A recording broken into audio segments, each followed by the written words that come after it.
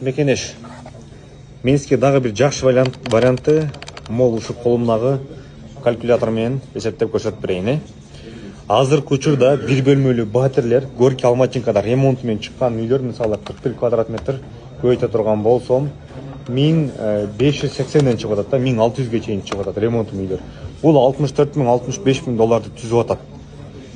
Мен сизге ошондон дагы кем калбай турган магистрал Евразия парктын жанындагы таза аба, аябай жокшу 15 кабаттан болгон салонгон үйдөн ушу 64 000 65 000 доллардагы үйдү 44 300 долларга сунуштайм туугандар. 44 300 долларга.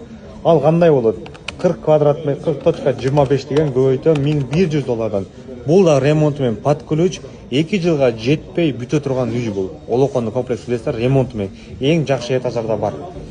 Көбөйтсө 44 275 доллар 44 300ге сунуштап атам. Бир бөлмөлүү батирлер.